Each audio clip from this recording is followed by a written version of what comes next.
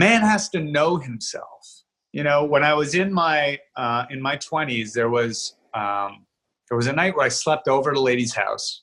We woke up in the morning, and we were just kind of lying there and watching From Here to Eternity, for anyone who's seen it. Great movie.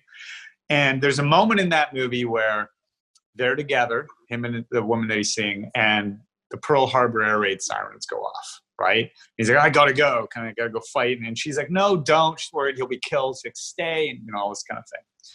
And concerned for him. And he says, no, I have to go. Like those are his guys out there, his buddies, his platoon, this squadron. He can't just abandon them. He goes and does his duty. Later that morning, I had to go into work. It was a Saturday, but, I was going to go into work and do some stuff. And she said, oh, stay, kind of thing. And she started to kind of make it appealing to stay, let's say, right? I'll make breakfast, and we'll do this, and we'll get back into bed. And I was like, I said, here's the thing. I said, would I enjoy that? Absolutely. But I also know that it would mean me not going to do the thing I know I need to do, which means even though you'd like it in the short term, part of you would lose respect for me. Just like if that guy in the movie said, okay, fine, let him die. I'm going to stay here with you. In the moment, you'd like it, but you'd also lose your respect for that man. I'm like, so I need to go.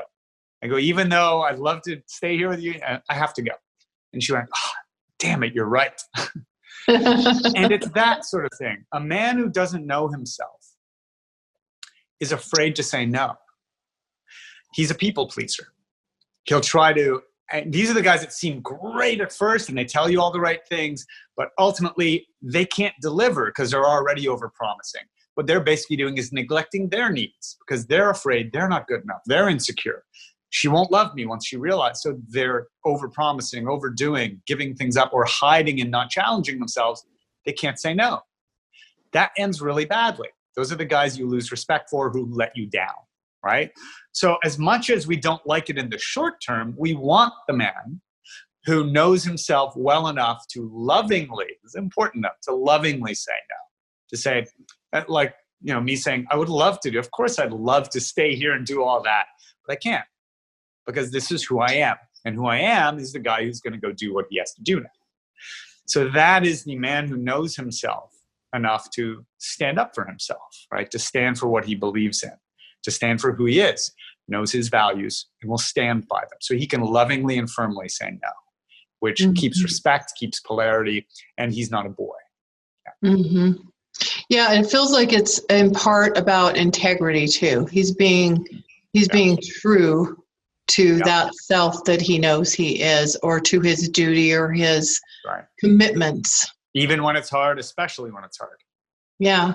And that's so huge too, because if you see a man displaying that kind of commitment to what is right or best for him, being willing to say no to those things that are not, it's also a sign he's going to be able to show up in the way he's committed to you. Right.